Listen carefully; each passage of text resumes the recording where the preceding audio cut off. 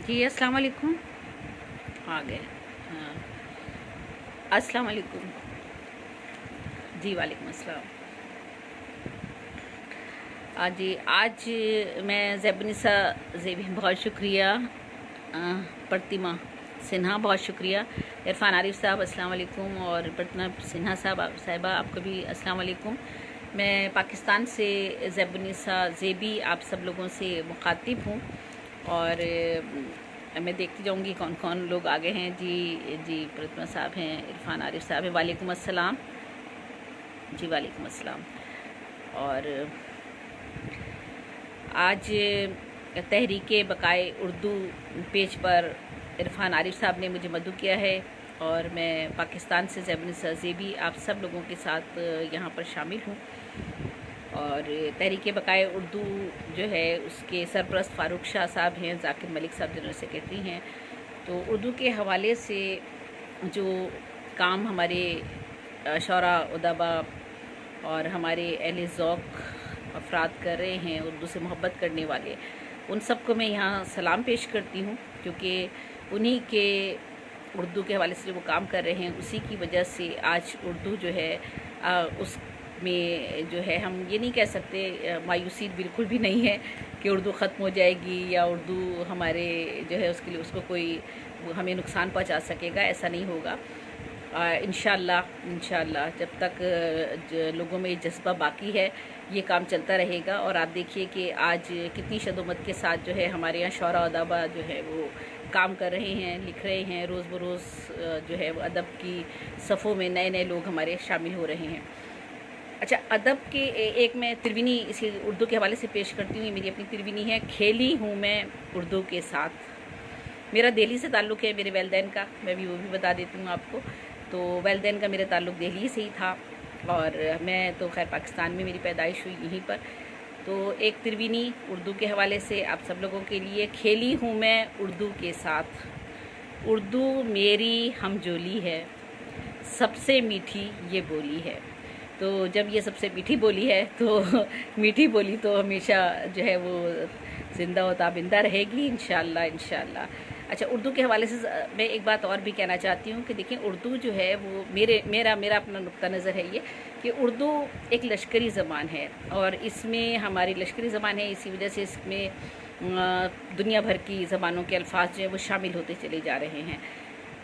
तो हमें मुझे इस बात पर एतराज़ नहीं है कि अगर इसमें इंग्लिश के अल्फाज भी शामिल हो जाते हैं तो इसमें कोई हर्ज नहीं है, इसलिए कि चूँकि उर्दू ने तो अडॉप्ट किया ही है सारी ज़बानों से अल्फाज को, और अपने अंदर जज्ब किया है, अपने अंदर इसमें ये सलाहियत मौजूद है। तो इस वजह से, और अगर मैं ये कहती हूँ, मेरा पॉइंट ऑफ व्यू ये है कि अगर हम इसमें सख्ती करेंगे, कोई भी चीज़ सख्ती से नहीं हो सकती। किसी भी चीज़ में अगर हम चाहे कि ज़ोर ज़बरदस्ती से किसी से कोई काम करा लिया जाए तो मुमकिन नहीं है। मैं चूँकि बाहर के मुल्कों में भी रहकर आ चुकी हूँ, और हमारी जो नई जनरेशन अब आ रही है और जो बाहर भी पैदा हुई है वहीं पल बढ़ रही है, तो उनके लिए बहुत मुश्किल होता है उर्दू लिखना भी, सुनना भी और बोलना भी। और लेकिन ये बहुत बड़ी बात है कि चूँकि घर का माहौल उनका उर्दू का होता है, और वो तो आपस में इंग्लिश में बात करते हैं, लेकिन वालिदैन अगर बात करते हैं तो बच्चे उर्दू खुद ब खुद सीख लेते हैं, और वो जैसी भी उर्दू बोलते हैं, गुलाबी उर्दू जो बोलते हैं उसमें भी वो बहुत खूबसूरत लगते हैं।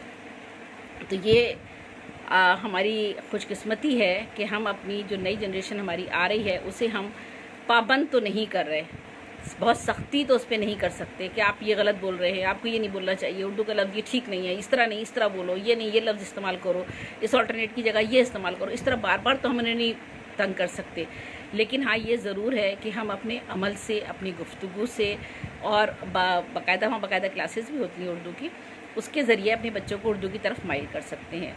तो सख्ती मैं नहीं चाहती हूँ कि इसमें सख्ती हो, और उर्दू में अगर इंग्लिश के अल्फाज भी शामिल किए जाते हैं, हमारी मिज़ा में तो ख़ास तौर पे हम करते हैं, तो उसमें भी कोई हर्ज नहीं है। बहुत से अल्टरनेटिव लफ्ज़ जो हैं वो नहीं हैं हमारे पास उर्दू में, और अगर हैं तो इतने ज़्यादा सकील है कि उसे जो अहले ज़बान है वो भी नहीं इस्तेमाल कर पाता। तो हम नए बच्चों से तवक्को नहीं रख सकते कि वो नए बच्चे जो है वो अल्फाज इस्तेमाल करें उर्दू में। تو اس میں کوئی حرج نہیں ہے. لیکن بہرحال جو اردو کے حوالے سے کام کر رہے ہیں اور اس کے حوالے سے لغت بھی ہمارے یہاں سامنے آتی رہی ہیں اور نئے نئے الفاظ بھی ان کے آتے ہیں ہمارے سامنے، تو انہیں جو ہے ہمیں اپنانا چاہیے. اور خاص طور پر جب حکومتیں اس سلسلے میں کام کریں گی نا، تب یہ بات آگے بڑھے گی. تو بہرحال یہ تو بات تھی تحریک اردو کی. اپنی بقا کے لیے کیا کرنا ہے، تو اس کے لیے آپ لوگ سب کام کر رہے ہیں اور میں آپ سب لوگوں کی شکر گزار ہوں. اب آپ سب میرے ساتھ یہاں موجود ہیں. میں ایک دفعہ اور آپ سب لوگوں کو، عرفان عارف صاحب ہیں اور محمد اسد صاحب بھی ہیں، طارق عظیم صاحب ہیں، زاہد مہتاب صاحب یہاں پر ہیں، اور ایم انجم اور بالی جاوید. زاہد مہتاب صاحب جی آپ نے کچھ لکھا ہے، بہت شکریہ. بالکل، بہت بہت بالکل بے شک. خلیق انجم صاحب ہیں اور راج کمار صاحب ہیں یہاں پر، اور ذاکر ملک اور میر یاسر عرفات. کافی لوگ یہاں پر میرے ساتھ شامل ہو چکے ہیں. میں اب اپنا آپ کو تعارف کرواتی ہوں، اس کے بعد ہم کچھ شاعری کے حوالے سے بات کریں گے. یہ میری ایک کلیات ہے سخن تمام کے نام سے، اور یہ کلیات جو ہے 2000 صفحات کی کلیات ہے. 2013 میں یہ شائع ہوئی تھی. اس کلیات میں میں نے نظم کی 70 اصناف پہ شاعری کی ہے، اور یہ دنیائے ادب میں پہلی مرتبہ یہ کام ہوا ہے کہ کسی نے بتایا ہو کہ نظم کی 70 اصناف ہیں اور اس کی ٹیکنکس کیا ہیں اور وہ کس طریقے سے لکھی جاتی ہیں. تو یہ، اور ان 70 اصناف پر میں نے شاعری کی، اور وہ سب اس کلیات میں میری شامل ہیں. یہ 2013 میں میری کلیات شائع ہوئی تھی. اور اسی طرح جب نظم کی 70 اصناف پر میں نے کام کیا تھا، تو کام کرتے کرتے اللہ تعالیٰ نے مجھ سے کام کروایا کہ ایک نئی صنف میں نے اختراع کی، سوالنے کے نام سے.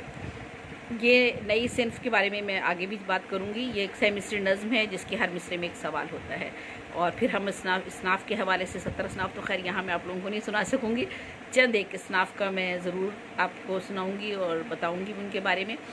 تو یہ ایک کلیات میں نے کام کیا. دوسرا تروینی، جو انڈیا کے آپ کے گلزار صاحب نے ہمارے ایجاد کی تھی اردو ادب میں، تو تروینی پر بھی میں نے 1000 تروینیاں لکھی، اور میرا ایک مجموعہ، شعری مجموعہ، اولین مجموعہ شاعرات میں عالمی سطح پر شائع ہوا، 13 انتظار ہے کے نام سے. 2008 یا 2009 میں شائع ہوا. یہاں رکھا ہوا بھی میں آپ کو دکھاتی ہوں. وہ میں نے کام کیا. اس کے علاوہ تخلص کا نشان، جو آج تک بے نام تھا، اور اردو ادب میں ہمارے شعراء اس کو ڈوئی کہا کرتے تھے، کیونکہ وہ ڈوئی سے مشابہت رکھتا ہے، ایسی کا کس طرح بنتا ہے نا تخلص کا نشان، تو اس کو ڈوئی کہا کرتے تھے. تو میں نے اس کو ایک ادبی نشان، جیسے ادبی نشان ایک نام اس کو میں نے دیا، اس کو مخلص کا نام دیا. تخلص کے نشان کو جو بے نام تھا اس کو میں نے مخلص کا نام دیا. اس طرح اردو لغت میں ایک ادبی نام کا ایک اضافہ ہوا کہ تخلص کو ہم کہتے ہیں کہ مخلص کا نشان آپ نے نہیں ڈالا. اپنے کمپوزر کو ہم کہتے ہیں کہ مخلص کا نشان ڈالیے، مخلص ڈال دیجیے گا اس کے اوپر. جیسے کوشچن مارک کہتے ہیں، فل اسٹاپ کہتے ہیں، اور بریکٹ کہتے ہیں، اس طرح ہم اسے اب مخلص کہتے ہیں. اردو کا جو ہمارا اپنی زبان ہے اس کے حوالے سے. اچھا، یہ کلیات میری 2013 میں آئی، اور اس میں غالباً اس میں کتنے، جی اس میں 23 مجموعے میرے نظموں کے شامل ہیں اس کلیات میں. اور اس کے بعد یہ میری دوسری کلیات کار دوام، یہ 2014 میں آئی ہے، اور اس میں 21 مجموعے میرے غزلیات کے شامل ہیں. یہ کار دوام، یہ بھی 2000 صفحات کی کلیات ہے. یہ دیکھ لیجیے، یہ 2014 میں آئی. اس کے بعد میری تیسری کلیات 2014 میں ہی آئی ہے، اور یہ جی موسٹ ویلکم آپ لوگ. میں بھی دیکھتی ہوں، آپ سب لوگوں کو شکریہ ادا کرتی ہوں. یہ میری تیسری کلیات ہے، عکس زندگی کے نام سے آئی ہے. یہ میری اس میں افسانے، ناولٹ اور ناول ہیں. 7 افسانوں کے مجموعے ہیں، 7 ناولٹ ہیں اس میں، اور اس میں ایک ناول میں آدھی گواہی اس میں شامل ہے، اس کلیات میں عکس زندگی. اس کے بعد جو میری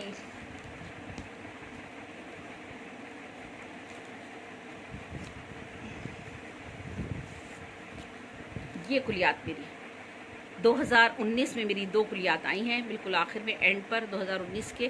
یہ اللہ تعالیٰ نے مجھ سے یہ کام کروایا. اس کا نام متاع زیست ہے، اور اس کلیات میں میرا جو کام ہے وہ ہے، میرے مقالے ہیں، کالم ہیں، تحقیق ہے، تنقید ہے، تبصرے ہیں، تذکرے ہیں، انٹرویو ہیں، سروے ہیں، تراجم ہیں، یادداشتیں ہیں. تو یہ کلیات جو ہے 2000 صفحات اس کے بھی ہیں. متاع زیست کے نام سے یہ شائع ہوئی ہے. اور 2019 کے اینڈ پر یہ شائع ہوئی ہے. تو یہ کلیات میری متاع زیست کے نام سے آئی ہے. 2019 میں ہی میری ایک اور کلیات شاعری کی حرف ناتمام کے نام سے 2019 میں یہ آئی ہے، حرف ناتمام کے نام سے. اور یہ میرا ادبی کام ہے، اور یہ میری 5 کلیات اس طرح مختلف میری نظم کے حوالے سے، غزل کے حوالے سے، تحقیق و تنقید، کالم اور دیگر نثر کے حوالے سے میری کلیات آئی ہے، اور ایک شاعری کے تین کلیات میری آ چکی ہیں. اس طرح کل 85 کے قریب کی کتب ہیں جو میں نے یکجا کی ہیں اپنی. اور میں نے نصابی شعبے میں بھی کام کیا ہے، اس میں میری 25 کتب ہیں نصاب کے حوالے سے. تو یہ ایک کتاب زیب النساء زیبی فن و شخصیت، یہ اکیڈمی ادبیات سندھ کراچی کے تعاون سے شائع کی گئی، اور یہ میرے کام پر 800 صفحات کی ایک کتاب ہے جو محسن اعظم محسن ملی آبادی نے لکھی ہے. کراچی کے بہت سینئر معتبر شاعر ہیں، استاد شعراء میں ان کا شمار ہوتا ہے، اور جو ہے یہ انہوں نے کتاب لکھی ہے. اور اس کا جو نثر میں افسانوں پر جو تبصرے اور ریویو ہیں اس پر وہ ضیاء صابری صاحب ہمارے پنجاب کے پھول نگر میں رہائش پذیر ہیں، ناول نویس ہیں، انہوں نے ریویو کیے ہیں. باقی اس میں مضامین ہیں، میرے انٹرویو ہیں، مختلف شعراء ادبا کی آرا ہیں اس کتاب میں. اور یہ 800 صفحے کی کتاب میرے کام کے حوالے سے اکیڈمی ادبیات سندھ کراچی کے تعاون سے شائع کی گئی ہے.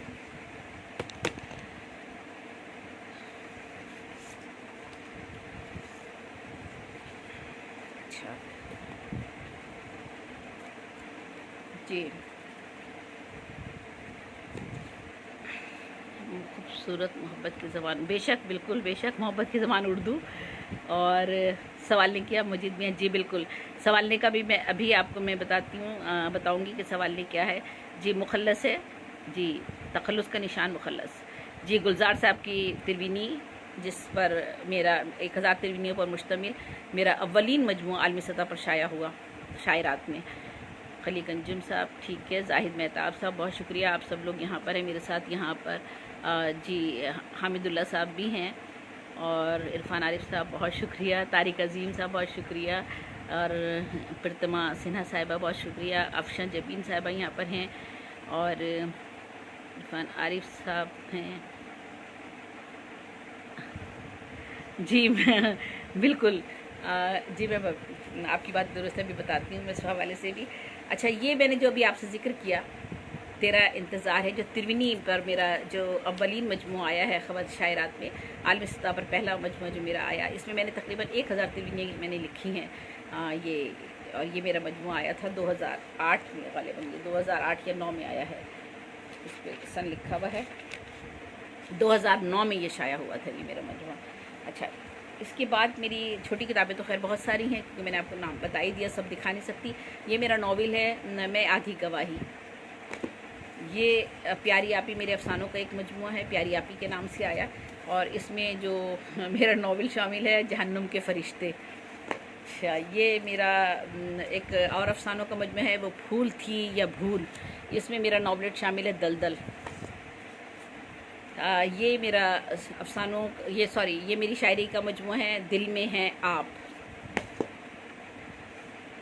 اور یہ ایک اور میرا شاعری کا مجموعہ ہے تمہارے ساتھ رہنا ہے. اس میں میرے شوہر کی تصویر ہے میرے ساتھ، تمہارے ساتھ رہنا ہے. یہ میرے شاعری کا ایک اور مجموعہ ہے تم میرے ہو. اور یہ ایک اور میرا شاعری کا مجموعہ ہے تیری یاد آتی ہے. یہ میرے افسانے کا مجموعہ ہے شیرک پہ خنجر، اور اس میں بھی میرے ناولٹ شامل ہیں 2-3. جہنم کے فرشتے ہو گیا تھا تو اس میں ہے خاموش جنازے، اور 2-3 اور اس میں ناولٹ بھی شامل ہیں. اچھا، اور یہ میری کتاب جو ہے یہ تخیل کا سفر.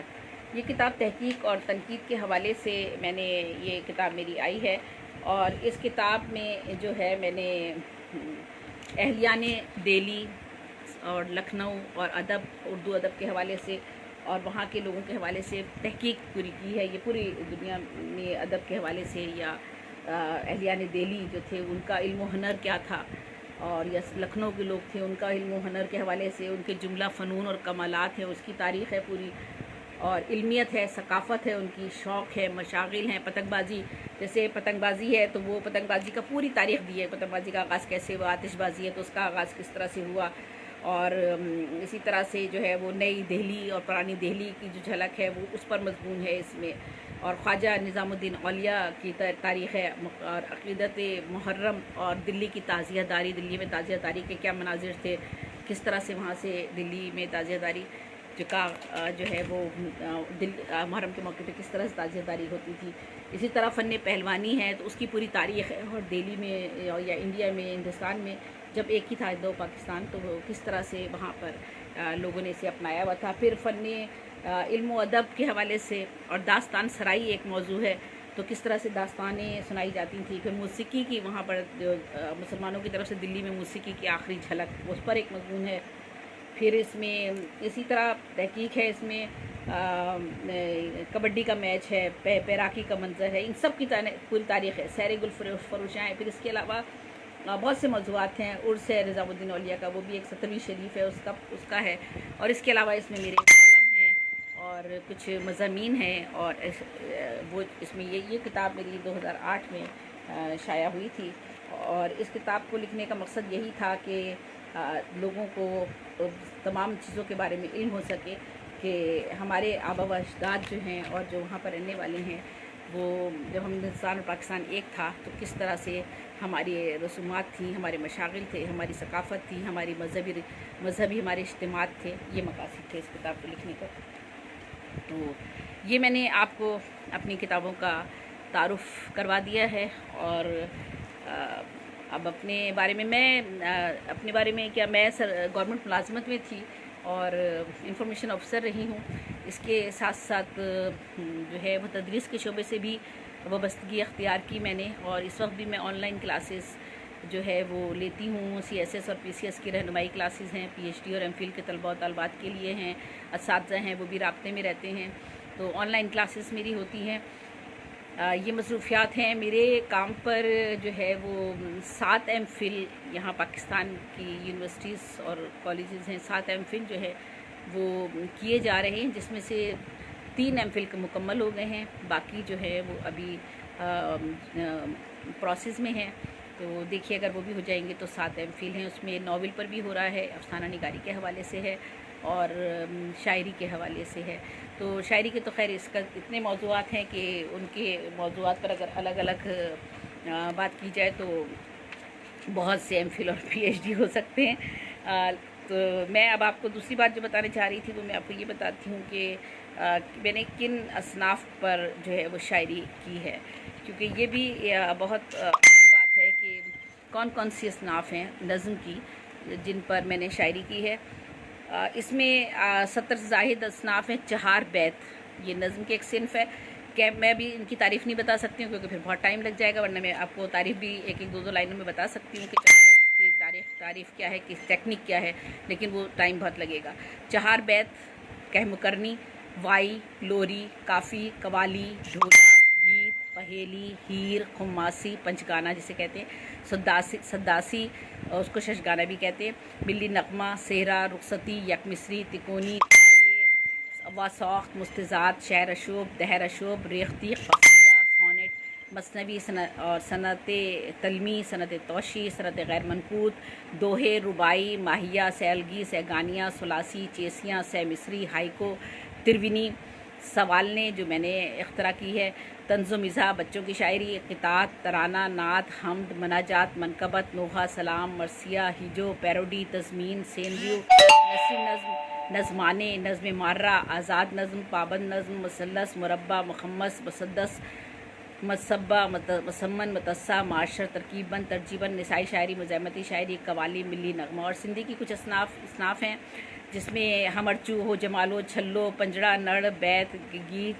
گیج، مولود شریف، سمبھارو، دوہے، گاتھا، گاون، رزمنامہ وغیرہ جسے روسو بھی کہتے ہیں، اور پنجابی اور ہندی کی بھی کچھ اصناف جو کہی جاتی ہیں، چو مصری ہے، 12 ماہ ہے، اٹھوار ہے، سہ حرفی ہے، گھوڑیاں ہے، چکلی ہے، बोलियाँ हैं।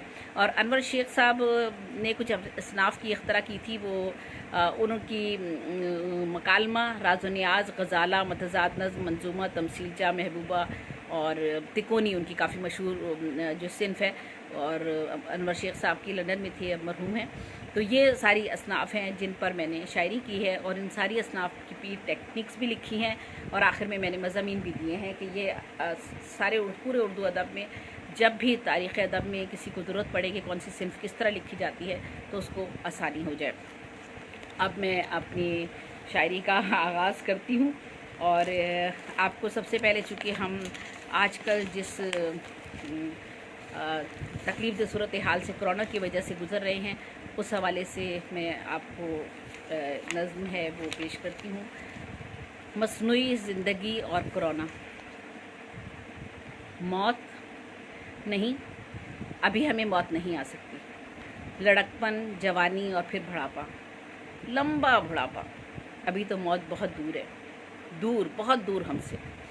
सब मौत को भूले हुए थे, ज़िंदगी की रंगीनियों में गुम थे, और सोचते थे बस ज़िंदगी यही है, जी भर के जी लो, बस आज ही जी लो।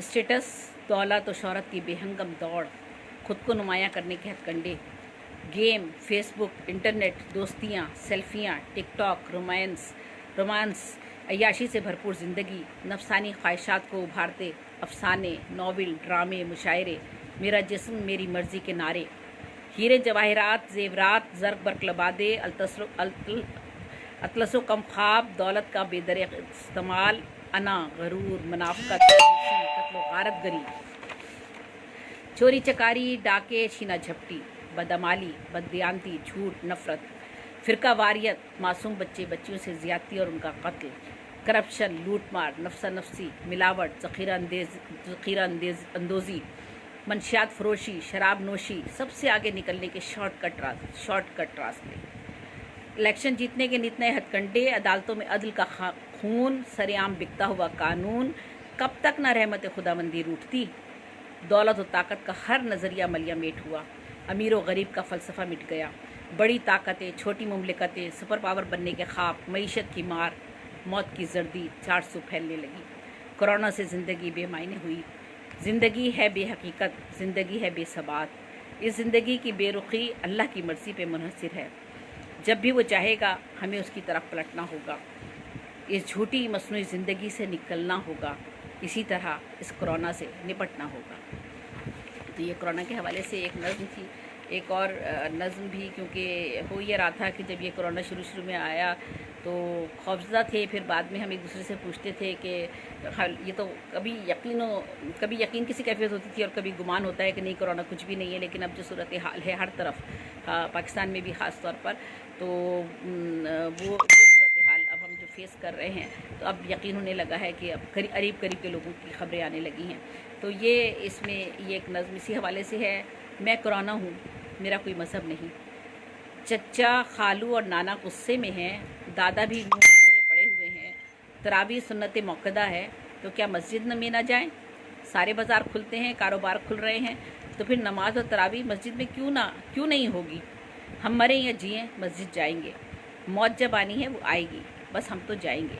बहू, बेटी, बेटे ने पापा को देखा, फिर एक दूसरे से कहा वो बुज़ुर्ग हैं, वो जानते हैं उनकी तबई उम्र अब पूरी होने को है, वो नहीं मानेंगे, वो फिर आखिरी उम्र में मसाजिद बंद होते नहीं देख सकते। दादा, नाना सारे घर के बड़े दस्ताने पहने, मास्क लगाए मस्जिद जा पहुंचते, वहां से लौटते तो चेहरे पुरसुकून होते, मगर घर की ख़वातीन सहमी हुई थी। घर में 4 नन्हे बच्चे हैं, वो दादा, खालू, नानू से दूर नहीं रह सकते, वो लपकते हैं, गोद चढ़ते हैं। अरे ये क्या? नन्हे ज़फ़र को खांसी, वो तो अभी 2 बरस का है। अरे नन्ही तहमीना को भी नज़ला है। वक्त नमाज हुआ तो दादा और नाना भी नहीं जागे। अरे दादा तो कर्रा रहे हैं, शायद उन्हें बुखार है, वो तो बहुत एहतियात से नमाज़ पढ़ने जाते थे। ये कैसे हुआ? आज तो चाचू भी सुस्त हैं, वो तो 40 बरस के हैं, उन्हें तो कुछ नहीं हो सकता। बहू, बेटी, माँ और बेटे के कदमों से ज़मीन खिसकने लगी। कोरोना घर आ गया था, अब सबको करंटीना में जाना था। बच्चे रो रहे थे, सबके दिल डूब रहे थे। शैतानी कोरोना जिस्मों से चिमटा मुस्करा रहा था।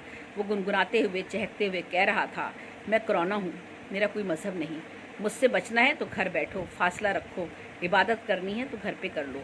मैं कोरोना हूँ, मैं मज़हब नहीं देखता, मेरा कोई मज़हब नहीं है। तो बहरहाल मैं ये नहीं कहती कि मसाजिद बंद होनी चाहिए, वो होनी चाहिए, लेकिन SOPs के साथ साथ, जैसे कि पूरी दुनिया में हो रहा है कि 5-5 अफराद जो है वो मस्जिद में एक जगह एक यूनिट में नमाज़ पढ़ते हैं, फिर इसी तरह दूसरे यूनिट में पढ़ते हैं, और एक वक्त में 100 से 150 लोग इस तरह बड़ी मसाजिद में नमाज़ें पढ़ रहे हैं। तो बिल्कुल भी बंद नहीं होनी चाहिए, लेकिन एहतियात ज़रूरी है। तो ये तो कोरोना के हवाले से। और अब आप अगर किसी ने कुछ और कोई सवाल मुझसे किया है। अच्छा, आप मेरा एक सवाल है, हिंदुस्तान और पाकिस्तान के दरमियान जो खटास है इसको दूर करने में उर्दू का क्या किरदार रहेगा, क्या करना चाहिए अदीबों को? एक जी हमारे भाई नहीं है, हाँ सॉरी, हाँ ये पूछा है अंजुम साहब ने, नहीं और दूसरा का दूसरा सवाल है, क्या कह रहे हैं आप? हाँ अच्छा ये सवाल पूछा है, मेरा एक सवाल है, हिंदुस्तान और पाकिस्तान के दरमियान जो खटास है इसकी पूछा है हमारे जाकिर मलिक साहब ने पूछा है। जाकिर मलिक साहब, आपने जो मुझसे सवाल किया है, इसमें देखिए उर्दू का क्या किरदार है या अदब का क्या किरदार है।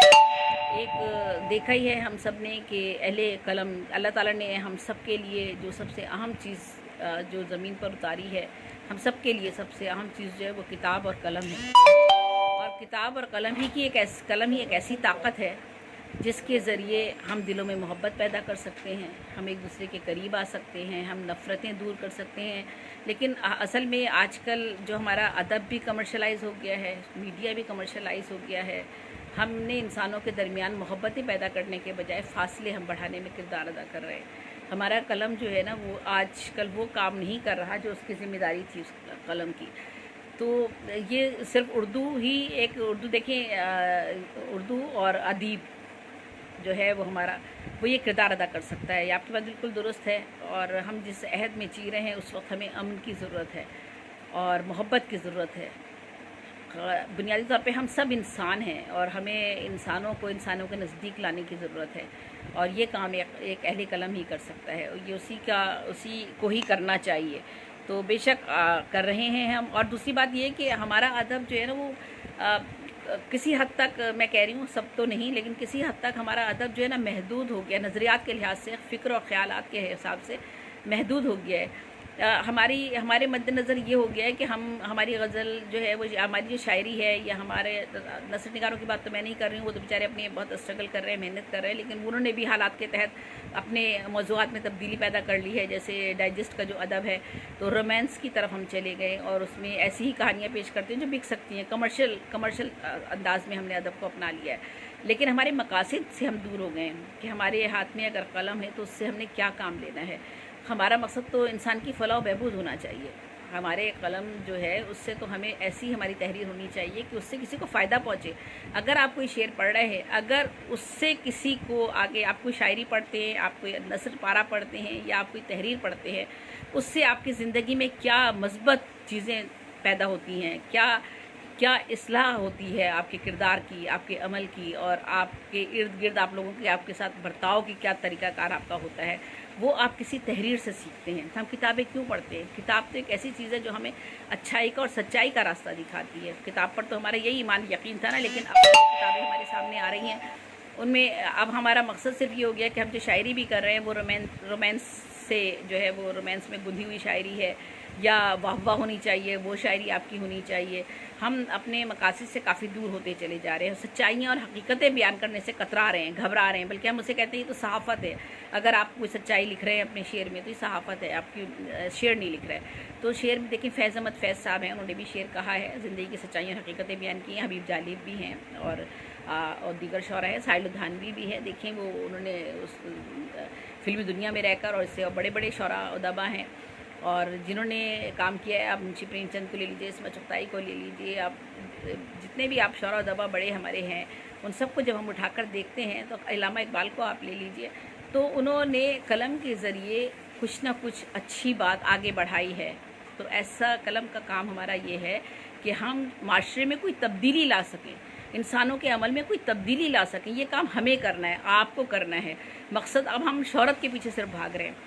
ہمارا مقصد صرف یہی ہے کہ اگر ہم نے شاعری کر لی یا ہم نے شاعری کی دنیا میں اگر ہم آ گئے تو ہم راتوں رات جو ہے مشہور ہو جائیں گے اور جی ہمارا نام ہو جائے گا، تو اس طرح نام کے پیچھے ہمیں نہیں جانا۔ یہ وجہ ہے، یہی چیز ہے کہ ہمیں اپنے قلم کی حرمت کو برقرار رکھنا ہے، اور یہ جو ہماری دوریاں ہیں یہ خود بخود ختم ہو جائیں گی اگر ہم کوشش کریں گے کہ ہم اپنے قلم سے محبت کے الفاظ اور ایک دوسرے کی یگانگت کے، محبت کے، ایک دوسرے کے ساتھ اچھائی کے، بھلائی کے، وہ میسج ساری دنیا کے لیے ہوتا ہے، کسی ایک انسان کے لیے نہیں ہوتا۔ آفاقی شاعری کون سی ہوتی ہے؟ وہی ہوتی ہے نا جس میں آپ سچائی بیان کر رہے ہوتے ہیں، آپ کا بھی وہی مسئلہ ہے، میرا بھی وہی مسئلہ ہے، تو آپ کا بھی وہی دکھ ہے، میرا بھی وہی دکھ ہے، تو ایسا ہی ہمیں لکھنا پڑے گا۔ یہی سب چیزیں ہمیں، اچھا میں صاف نہیں دکھائی دے رہی کتابیں، اچھا کچھ ٹھیک ہے۔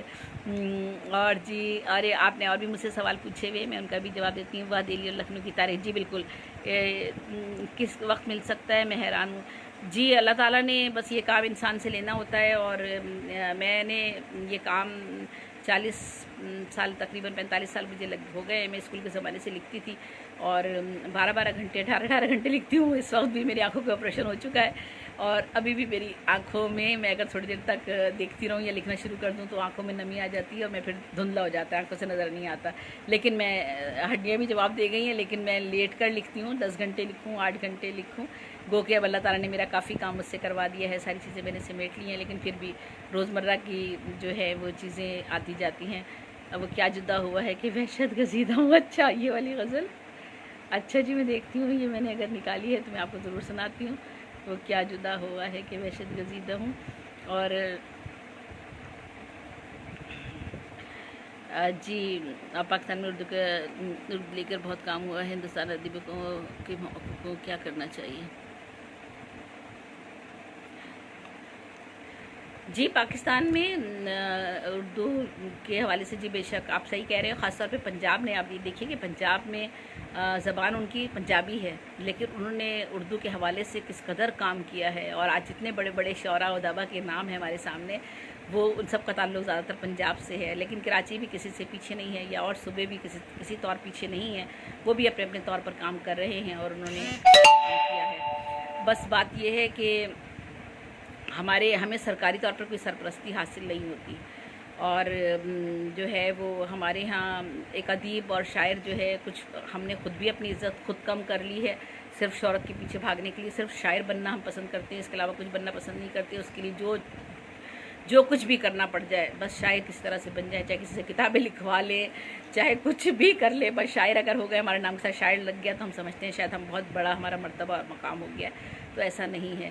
جب تک ہمارے مد نظر یہ نہیں ہوگا کہ ہمیں کام کرنا ہے، صرف کام کرنا ہے، اور جو اللہ تعالیٰ نے ہم سے کام لینا ہے، کیونکہ تخلیق کار تو اللہ تعالیٰ پیدا کرتا ہے نا، آپ کو اس نے یہ صلاحیت دی ہوتی ہے کہ آپ یہ کام کرتے ہیں۔ جب آپ لکھنا چاہتے ہیں تو پھر آپ کو خود لکھنا چاہیے اور کام کرنا چاہیے، تو بس کام کرتے رہیے، تو کام ہی آپ کا جو ہے وہ آگے بڑھتا ہے۔ لیکن یہ ضرور ہے کہ ہمیں پذیرائی بھی چاہیے ہوتی ہے۔ آپ گھر کے ساتھ کیسے میچ کرتی ہیں، یہ بھی خواتین کو بتائیں۔ جی گھر کے ساتھ آپ کی بات درست ہے، میری ملازمت بھی تھی، میں گورنمنٹ افسر رہی، press information department government of Sindh میں انفارمیشن افسر تھی، میری 2 بیٹیاں ہیں ماشاءاللہ سے، اور ہر وقت یہ کوشش رہی کہ کوئی یہ نہ کہے کہ میں چونکہ ملازمت پیشہ ماں ہوں تو میں نے اپنے بچوں کو نظر انداز کیا، اس لیے میں نے کوشش کی کہ میں اپنے بچوں کو پورا وقت دوں، اور ہم نے دونوں، میرے شوہر اور میں، ہم دونوں نے ایک دوسرے کے ساتھ یہی کوشش کی کہ اپنے بچوں کو اعلیٰ تعلیم دلوائیں۔ تو میری ماشاءاللہ 2 بیٹیاں ہیں، اور میری دونوں بیٹیاں دونوں بچیوں نے میری ڈپلوما آف ایسوسیٹ انجینئرنگ میں 3 سالہ کورس تھا، اس میں میری بچیوں نے پورے بورڈ میں پوزیشن لی تھی، ایک بچی کی فرسٹ اور ایک بچی کی سیکنڈ پوزیشن آئی تھی۔ پھر میری بچیوں نے BCS کیا، تو وہ آسٹریلیا سے ایفیلیشن ادارہ تھا اور اب بھی ہے، اور وہاں پہ میری بیٹیوں نے پوزیشن حاصل کی تھی۔ پھر اس کے بعد میری بچیوں نے پروگرامنگ سائٹس پر اور گرافک ڈیزائننگ سائٹ اور انجینئرنگ کی سائٹ پر کمپیوٹر کی وہ انہوں نے اپنائی، اور بڑی بیٹی نے پھر انگلش میں ماسٹر۔ تو میں نے مطلب کوشش یہی رکھی، ہمارے گھر میں جو تھا ہر چیز کی ابتدا، چونکہ میرے والد ہمیشہ یہ ساری چیزیں میں نے اپنے گھر سے لی ہیں، میرے والدین، میرے باپ، میرے والد جو تھے ان کا ہمیشہ یہی تھا کہ بیٹا میں آپ کو مطلب ہمارے جو میں نے آپ کو بتایا کہ میرا تعلق دہلی سے تھا، تو ہماری دہلی اور انڈیا میں ہماری اتنی جائیدادیں تھیں، جو 99 سال تک ہمارے پاس اتنی جائیداد تھی 99 साल के पट्टे पर वो हम सब के नाम पे थी, हमारी फैमिली के। तो मेरे वालिद साहब ने कभी उसका जिक्र नहीं किया, सिर्फ उन्होंने मुझे बताया, भाइयों को नहीं बताया, उन्होंने मुझे बताया, क्योंकि बार बार जब भी कभी जिक्र करते थे, एक दिन में कागज़ कॉपी लेकर बैठ गई और मैंने कहा कि ये भाई साहब ये कौन सी जगहें हैं। तो मेरे वालिद ने मुझे एक एक चीज़ बताई कि वो फ़लाँ इमाम बारगाह हमारा है, फ़लाँ ज़मीनें, फ़लाँ ये 99 साल के पट्टे पर ये हमारे नाम पर ही पूरी जायदाद लिखी है, लेकिन मैंने इसे क्लेम नहीं किया और ना मैं ये चाहता हूँ मेरी औलाद क्लेम करे इसको। तो वो कहते थे कि माली मुफलिस होना कोई बुराई नहीं है, जहनी मुफलिस होना जो है वो बुराई है। तो मैंने बचपन से अपने घर में अपने वालिद को देखा कि हमारे घर में बेअंदाज़ा किताबें थीं और मैंने बहुत छोटी उम्र में मैंने इंडिया के सारे राइटर्स को और रशिया के मैक्सिम गोर्की की माँ और ये जो वक्त समझ में नहीं आता था, लेकिन मैंने उनको पढ़ा, मैट्रिक में भी और 9th-10th में मैंने किताबों को पढ़ा। तो उस वक्त समझ में नहीं आया, बाद में वक्त के साथ साथ और मज़ीद बेहतर अंदाज में समझ में आई मुझे। तो मेरे वालिद को सिर्फ तालीम की लगन थी, इल्म की लगन थी और वो यही कहते थे, जो उनके पास यहाँ भी दौलत और पैसा जितना भी था उन्होंने वो सब बांट दिया था गरीबों में, और अपनी ज़मीनें वगैरह जो भी यहाँ पर अगर उनके पास था तो वो सब हमने शुरू में बहुत अच्छे हालात देखे, फिर बाद में उन्होंने वो सब चीज़ें बांट दी थी। मेरे वालिद मैकेनिकल इंजीनियर थे आर्मी में, इंडिया में, और फिर बाद में जब यहाँ पाकिस्तान हिंदुस्तान बनने के बाद तो फिर उन्होंने वो यहाँ पर आ गए थे। और जो था ये मेरे जो दादा थे वो भी इंजीनियर थे, जो सखर बैराज है इसका एक हिस्से का ठेका उनके पास भी था और कई बिल्डिंगें उन्होंने बनाई। तो मतलब मेरे वालिद ने लेकिन कभी इन चीज़ों को इतनी ज़्यादा अहमियत नहीं दी, वो हमेशा यही कहते थे बेटा इल्म हासिल करो, इल्म पैगम्बरों की मिरास है। तो यही वो मैसेज था, यही वो पैगाम था जो बचपन से मैंने सुना था। और मैं बचपन में साहिर लुधियानवी से मुतासिर हुई थी। साहिर लुधियानवी की मैं जब उनकी गज़लें और गीत सुना करती थी तो वही मुतासिर होकर मैंने फिर लिखना शुरू किया था। मेरे वालिद भी का भी अंदाज़ मज़ाहमती शायरी और मज़ाहमती अदब की जानिब उनका ज़्यादा था। वो ये चाहते थे कि अमीर और गरीब के दरमियान जो इतना फ़र्क है ये ख़त्म होना चाहिए, इंसानियत जो है उसको पनपना चाहिए। तो बस ये सारी चीज़ें मैंने अपने घर से ही लीं और मैंने अपने बच्चों को भी आगे यही तरगीब दी कि बेटा इल्म हासिल करो। तो माशाल्लाह मेरे बच्चों ने भी बहुत हमारा साथ दिया हर तरह के हालात में। तो हालात हज़रत नज़्म सुपर पावर के ख्वाब, जी शुक्रिया। और अगर आपका कोई सवाल है तो मैं देख लेती हूँ, फिर मैं आपकी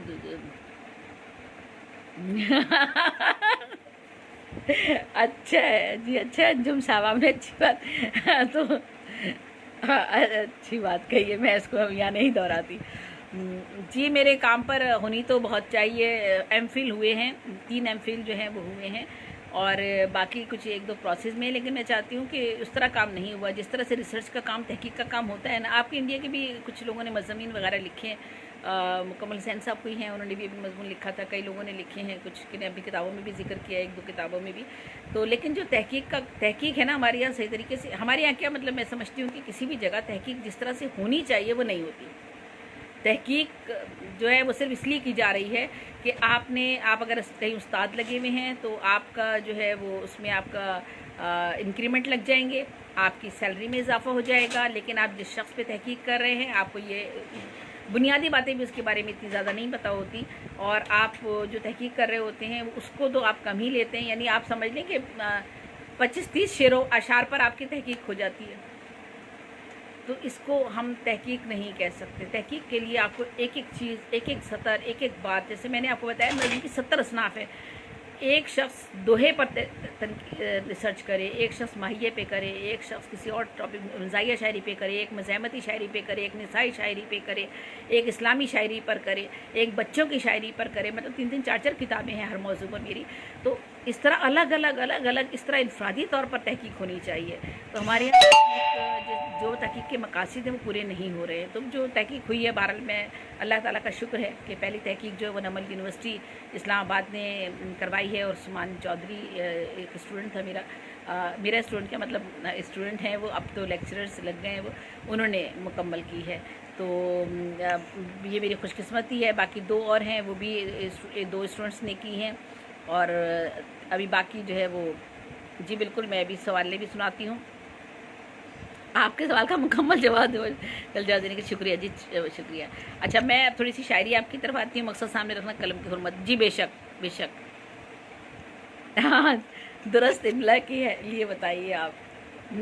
دیکھیں بات یہ ہے، آپ نے بڑا سوال اچھا کیا ہے، آپ کی بات درست ہے۔ میرے شوہر جو ہے نا ماشاءاللہ سے ان کا بھی ادبی ماحول رہا۔ ان کے والد مکرم حسین دہلوی انڈیا میں مشہور ایک میگزین ہے اس کے ایڈیٹر ہوتے تھے، چیف اسسٹنٹ ایڈیٹر رہے، اور کئی میگزینز میں ایڈیٹر رہے، اور وہ بھی مزاح نگار تھے، شاعر تھے، ادیب تھے، نثر نگار تھے، بہت مکرم حسین دہلوی کے نام سے انڈیا میں۔ تو ان کے میرے جو شوہر ہیں ان کے صاحبزادے ہیں محمد اقبال، تو میرے شوہر نے جو ہے ہمیشہ میرا ساتھ دیا ہے، ہر قدم پر میرا انہوں نے ساتھ دیا ہے۔ اور میں ایک بات آپ سے کہوں کہ آپ نے املا کی بات مجھ سے پوچھی ہے، تو وہ مجھے یہی بات کہتے ہیں، دیکھیں تخلیق کار جو ہوتا ہے نا وہ یہاں سوچ رہا ہوتا ہے، اس وقت اس کے ذہن میں یہ بات نہیں ہوتی ہے کہ اسے لکھنا ہے، پیپر پر لکھنا ہے یا کیا کرنا ہے، بس جب وہ قلم، میرے بھی جب ہاتھ میں قلم آتا ہے نا تو میں قلم ہاتھ میں پکڑ لیتی ہوں، لکھتی چلی جاتی ہوں۔ میں نے بعض ناولٹ جو اپنے لکھے نا 50 صفحے کا ناولٹ، 60 صفحے کا ناولٹ میں نے ایک نشست میں بیٹھ کے لکھا ہے۔ میری کوشش ہوتی ہے کہ اسی میں مکمل ہو جائے جو چیز میں لکھ رہی ہوں۔ 60 صفحے میں نے ایک ہی نشست میں، اس کے بعد میں نے کھانا کھایا ہے نہ پیا ہے نہ کچھ کیا، میں لکھتی ہی چلی گئی۔ جب میں نے لکھا خاموش جنازے، میرا جہنم کے فرشتے، دلدل، یہ ایسے ایسے تلخ موضوعات ہیں ہماری زندگی کے کہ میں خود جب ان کو پڑھتی ہوں تو میں زار کے تار رونے لگتی ہوں، کیونکہ وہ سب حقیقتیں میرے اطراف میں ہوئی ہیں جن کو میں نے قلم بند کیا اپنے افسانوں میں، اپنے ناولٹ میں، اپنے ناولز میں۔ تو اس وقت لکھتے ہوئے میں کوئی بہت میری املا اردو جو ہے بالکل اچھی نہیں، اردو سے میری مطلب ہے رائٹنگ اچھی نہیں ہے، میری اردو رائٹنگ اچھی نہیں ہے۔ میرے شوہر ماشاءاللہ خطاط رہے ہیں، بہت اچھی ان کی رائٹنگ ہے، جتنا بھی بہت صاف ستھرا سا لکھا ہوا آپ کو نظر آتا ہے نا، یہ سب میرے ہسبینڈ شوہر مجھے لکھ کر دیتے ہیں ہاتھ سے، موٹا موٹا بہت صاف ستھرا کر کے مجھے لکھ کے دیتے ہیں، اور بلکہ ڈکشنری کھول کے زیر زبر سب لگا کر مجھ سے کہتے ہیں تم نے مشاعرہ اس طرح پڑھنا ہے، یہ غلطی نہیں کرنی، اصل لفظ یہ ہے اور اس طرح سے ہے، وہ کرتے ہیں۔ اچھا دوسری بات املا کی بات ہے، املا کی میری املا دیکھیں نا، بات یہی ہے کہ ہمارے یہاں تعلیمی نظام کیا ہے، ہم جس تعلیمی نظام سے پڑھ کر نکلتے ہیں اسی تعلیمی نظام کو اپنی زندگی میں اپناتے ہیں۔ تو ہمارے جو بچے جس تعلیمی نظام میں پڑھ رہے ہیں سوائے بھاری بھاری بستوں کو کچھ نہیں ہے، وہ اردو کی سطریں نہیں پڑھ سکتے۔ 9th 10th میں بچہ آیا ہوا ہے نہیں پڑھ سکتا، اس کو تو کچھ سمجھ میں ہی نہیں آتا کہ یہ کیا ہے۔ میں آج کل اپنے نواسی کو سمجھا رہی ہوں، تھوڑا سا پڑھا رہی ہوں اردو اور اسلامیات، میرے ہسبینڈ اس کو پڑھا رہے ہیں تھوڑا سا، ابھی 2-4 دن سے ہم نے شروع کیا یہ کام۔ تو وہ املا کیسے درست لکھے گا بچہ جس کی تربیت ہی جس ماحول میں ہو رہی ہے، جہاں جو اساتذہ اس کو تعلیم دے رہے ہیں، جس ماحول سے وہ پڑھ کر نکل رہا ہے، جو ایجوکیشن سسٹم ہمارے یہاں ہے، وہاں بچہ کیا لکھے گا؟ اب آپ کی اگر کوئی زبان نہیں ہے اور آپ اس زبان میں بھی اس کا پیپر آپ لے رہے ہیں تو وہ کیسے کرے گا؟ بہت مشکل ہو جاتا ہے یہ اس کے لیے، تو بہت تکلیف دہ بھی ہوتا ہے اور مشکل بھی ہوتا ہے، لیکن ہم بات نہیں کر سکتے ہیں اس موضوع پر، کیا بات کریں۔ تو املا میں اگر کسی کی املا غلط ہوتی ہے، آپ کی بات درست ہے، املا درست ہونی چاہیے۔ جب آپ ایک ادیب ہیں، آپ ایک مصنف ہیں، آپ شاعر ہیں، آپ کا ادب سے تعلق ہے، تو آپ کی کوشش ہونی چاہیے کہ املا آپ کی درست ہو، آپ کی تحریر بھی صاف ہو جس سے لوگ پڑھ سکیں۔ لیکن میں یہ کہتی ہوں تھوڑی سی رعایت دیجیے گا مجھے، میں اپنے بارے میں بات کر رہی ہوں کہ میری بھی املا میں غلطیاں ہو جاتی ہیں، کیونکہ جب میں لکھ رہی ہوتی ہوں تو بس اس وقت قلم چل رہا ہوتا ہے، مجھے نہیں پتا کہ میں کیا لکھ رہی ہوں، اور آپ یقین کیجئے کہ اس کے بعد جب میں اسے پڑھتی ہوں تو مجھے خود یقین نہیں آتا کہ میں نے کیسے کیسے لفظ جو لغت میں ہوتے ہیں وہ لفظ کیسے میرے دماغ میں آ گئے، اور میں نے وہ اتنے ثقیل لفظ، اور کیا کہنا چاہیے کہ اتنے بڑے لفظ جو میری عام زندگی میں سوچ بھی نہیں سکتی کہ میں یہ بولوں گی، وہ میری تحریر میں آ جاتے ہیں، تو میں لکھتی چلی جاتی ہوں۔ بعد میں جب میں اسے دیکھتی ہوں تو مجھے خود حیرت ہوتی ہے کہ میں نے لکھا ہے، میں نے کس طرح سے لکھ لیا۔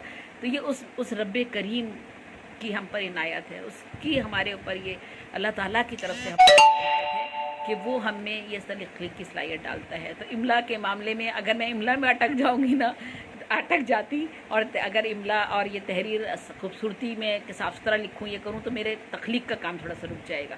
اس میں میرے شوہر نے ہمیشہ میری مدد کی ہے اور بہت میرا انہوں نے ساتھ دیا ہے۔ املا ویسے درست ہونی چاہیے۔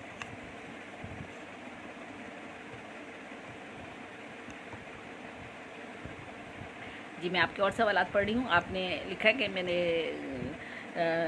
ادبی زندگی کا سفر میرا کب شروع ہوا؟ میں نے ادبی زندگی کا سفر میرا تقریباً میں 6 کلاس میں تھی، میں 6 کلاس میں تھی تب میں نے لکھنا شروع کیا، اور میں وہ بیت بازی ہوتی تھی اس زمانے میں، ہمارے اسکولوں میں ادب کا ایک پیریڈ بھی باقاعدہ ہوا کرتا تھا، بہت اچھا ماحول ہوتا تھا اس زمانے میں، تو اس وقت میں وہی تھا کہ بیت بازی میں حصہ لیا کرتی تھی، اور پھر لکھتے لکھتے وہی بیت بازی کرتے کرتے اور وہی اشعار پڑھتے پڑھتے پھر میں نے شعر کہنے شروع کر دیے، چونکہ گھر کا ماحول میرا ایسا تھا، میرے والد کی ساری کتابیں میرے گھر میں تھیں، اور میرے والد ہمیشہ یہی کہا کرتے تھے کہ بیٹا علم جو ہے بس وہ تم نے علم حاصل کرنا ہے، چاہے کیسے بھی حالات ہو جائے علم حاصل کرنا ہے۔ تو جب ہمارے حالات خراب بھی ہوئے، یعنی میں نے آپ کو بتایا کہ بہت اچھے حالات بھی تھے، اور پھر میرے والد نے جب سب اپنا پیسہ ادھر ادھر سب بانٹ دیا لوگوں میں، تو سارا کاروبار جب ختم ہو گیا تو ہم اپ اینڈ ڈاؤن لائف میں آتے ہیں، تو جب وہ ان حالات میں بھی ہم آئے تب بھی میرے والد ہمیشہ یہی کہتے تھے میری امی سے، میری امی کہتی بھی تھیں کہ دیکھو حالات ایسے ہو گئے، تو وہ کہتے تھے کوئی بات نہیں، بس اب میری بچیوں کا بی اے ہو گیا ہے، اب ایم اے میں آ گئی ہے، فرسٹ ایئر ہو گیا ہے، اب 1 سال اور باقی ہے، اب 1 سال اور باقی ہے۔ تو مطلب انہوں نے ہمیشہ تعلیم پر توجہ دی کہ بیٹا تعلیم حاصل کرو، علم حاصل کرو، علم کوئی نہیں آپ سے لے سکتا۔ تو یہی ہے میری زندگی، 6 کلاس کی عمر سے میں نے یہ اپنا کام شروع کر دیا تھا۔ جی بالکل دلی جو ایک شہر تھا عالم انتخاب میں رہنے والے اسی اجڑے دیار کے۔ اچھا، میں آپ سب لوگوں کا نام بھی بعد میں لیتی ہوں، اب میں تھوڑی سی شاعری بھی ساتھ کرتی جاتی ہوں، آپ لوگوں کا سوال اور کسی کا اب میں پھر دیکھتی ہوں۔ اچھا، اور میں اب آپ کو چونکہ یہ باتیں ہو رہی تھی تو اچھا میں نے جو شعری اصناف کی بات کر رہی تھی، چلے پہلے میں ایک غزل آپ کو سناتی ہوں، پھر اس کے بعد آتی ہوں اصناف کی طرف۔ یہ درد لکھتی رہی، رنج سہتی رہی، شاعرہ لوگ کہتے رہے۔ اچھا، آپ کی غزل مجھے تلاش کرنی ہے، وہ کیا جدا ہوا ہے کہ وحشت گزیدہ ہوں، تلاش کرتی ہوں کہاں ہیں۔ حامد اللہ نائک صاحب ہیں۔ درد لکھتی رہی، رنج سہتی رہی، شاعرہ لوگ کہتے رہے، زخم گنتی رہی، شعر کہتی رہی، شاعرہ لوگ کہتے رہے، با وفا بے وفا سب نظر میں رہے، اپنے اور غیر بھی سب خفا ہو گئے، با وفا بے وفا سب نظر میں رہے، اپنے اور غیر بھی سب خفا ہو گئے، سب سے ملتی رہی سب سمجھتی رہی، شاعرہ لوگ کہتے رہے،